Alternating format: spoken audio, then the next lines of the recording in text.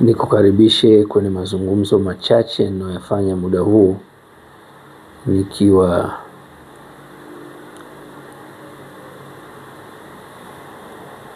katika harakati zangu za shughuli zangu.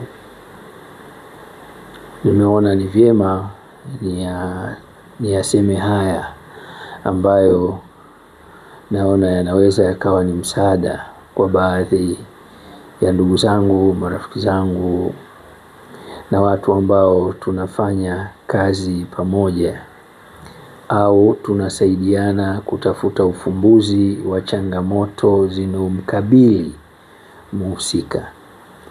Nitajitahidi sana niwe na nukta 3 tu katika mazungumzo yangu ya leo. Na mazungumzo yangu ya leo yametokeana na taarifa niliyotumiwa leo asubuhi.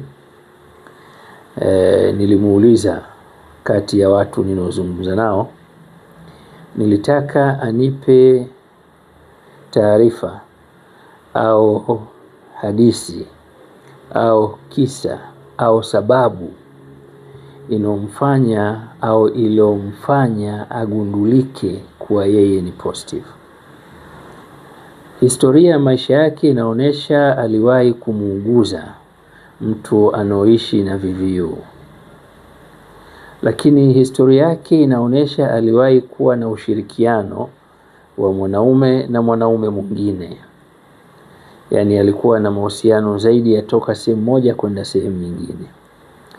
Nikasema ni vyema nikipata nafasi maeneo haya ya Manyoni niweze kuzungumza mambo machache yanaweza yakawa ni msaada kwa baadhi ya watu. Ninafahamu wengi wanajua, lakini huenda natumia fursa hii kuwakumbusha wanaojua zaidi au wasiojua au kuwaelimisha wasiojua. Au kuna sababu za maambukizi, kuna vyanzo vinaopelekea mtu agundulike ana maambukizi. Sasa ni vizuri tukatambua na tukajitambua. Kwa mfano, umekutana na mmoja, mkawa mnakwenda kwenye mahusiano au ushirikiano wa kimwili. Kwa kile mnachokifanya ikawa ni sababu ya mmoja kati yenu kutoa damu sehemu moja kwenda sehemu nyingine. Hii inaweza ikawa ni moja ya sababu ya mtu mmoja kukopi madhara yaliyokuwa sehemu moja kwenda sehemu nyingine. Hii ni njia moja ya maambukizi.